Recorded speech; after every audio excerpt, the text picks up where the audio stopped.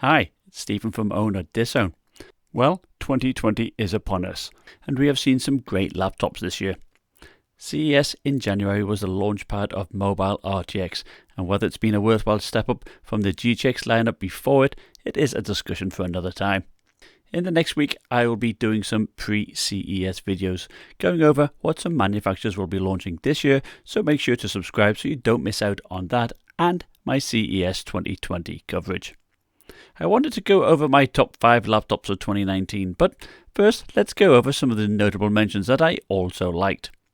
My favourite AMD laptop was actually the Asus Zephyrus G. Its standout for me was the really good battery life, getting close to 8 hours, as well as impressive speakers. The 3758 seemed a reasonable match for the 1660 Ti Max-Q, and it ran cool. The screen has 120Hz refresh rate, but a subpar colour gamut of 63% of sRGB, so it is best suited for gaming, but it does forego a webcam to have really slim bezels. At the current price of $939 on Amazon, I think it is a decent option. For those seeking more CPU power, the i7-9750H option is about $400 more, which I think is a little bit expensive. There were two laptops I thought had great cooling. The Asus ROG Strix GL531GU 15-inch won me over despite its plastic build. It's also available as a 17-inch if you wish. Now I am a sucker for good speakers, and it did sound full with good bass and stereo separation. I also liked the RGB lighting that was around the sides and the front. The GPU had 4 heat pipes in total, and the fans moved a lot of air, allowing for a cool chassis despite low fan noise.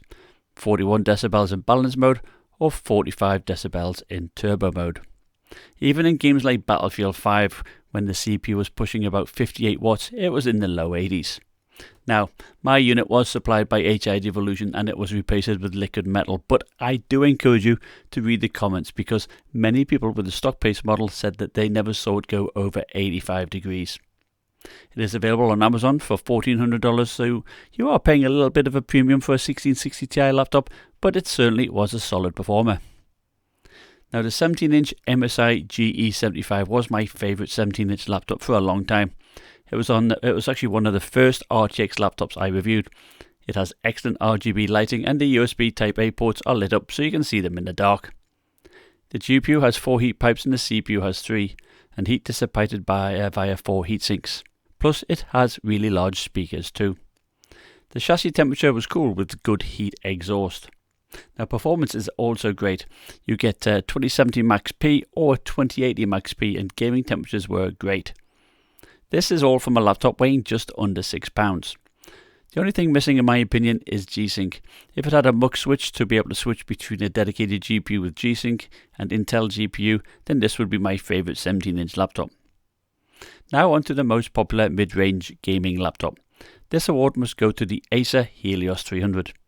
It's available with the GTX 1660 Ti, RTX 2060 or 2070 Max-Q in both the 15-inch or 17-inch configurations.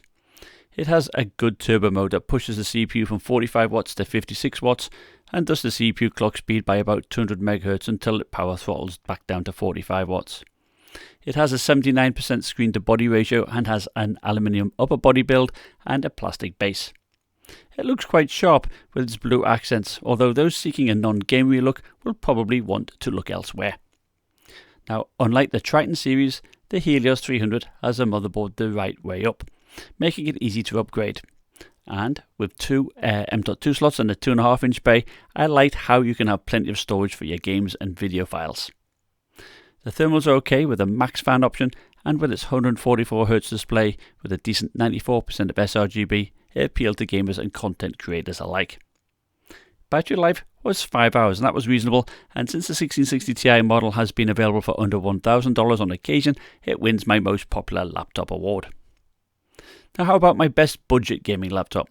Well, there are two contenders for this, the first being the Acer Nitro 5. I reviewed the 17-inch which I bought myself and my kids love it. The 17.3-inch display has a decent colour gamut of 93% of sRGB and is very bright at 409 nits. This makes it look really nice. It also has a good battery life at 6 hours, and the GTX 1650 in mine can get about 50 to 60 FPS in AAA titles using medium to high settings. And with an undervolt and max fan, it runs really cool.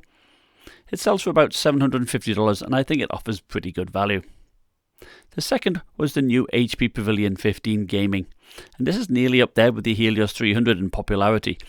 Last year's model was my most popular model yet, but for 2019 they improved the cooling and had much better power management, making the laptop run cool out of the box. The 60Hz panel did have PWM flicker at anything but the max brightness, and it didn't have a great colour gamut or brightness at 60% sRGB and 284 nits respectively, but battery life was decent at 5.5 hours. Perhaps the thing that concerns most buyers was the central style hinge that would flex if the screen was opened and closed by the corners. Okay, on to my top 5.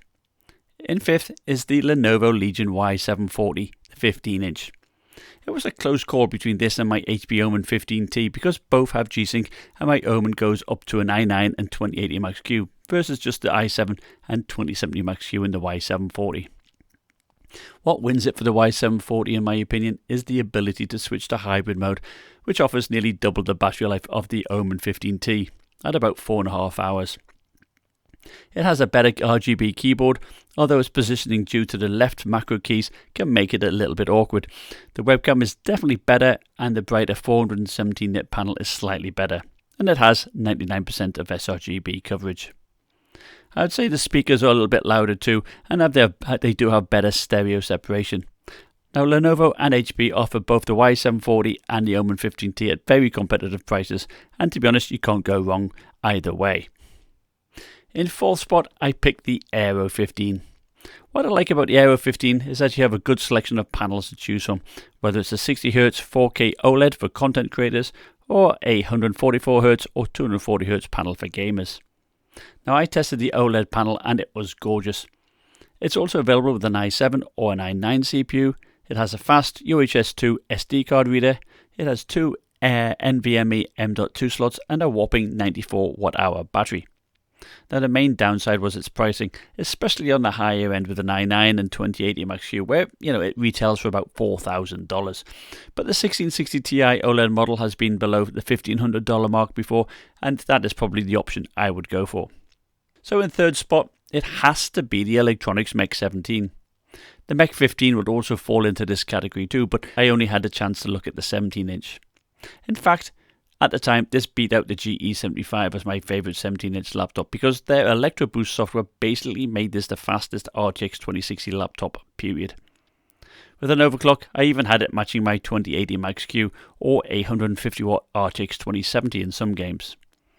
Thus, for $1,450 you get a killer of a machine that performs with the best out there. You can also configure it with a 1660 Ti for $1,200 or a 2070 Max-P for $1,600, so you get a lot of bang for your buck. The panel was a decent 325 nits and 96% of sRGB, and his 144Hz refresh rate made it great for gaming. You also have mechanical keys with less clicky brown switches, which I really liked. Like the GE75, the only thing lacking was G-Sync and other screen and CPU options. But all in all, great job Elukronics. My 2nd spot goes to the HP Omen 17T. Now as mentioned before, I have the 15T with the i9 and 2080 Max-Q and I do love it.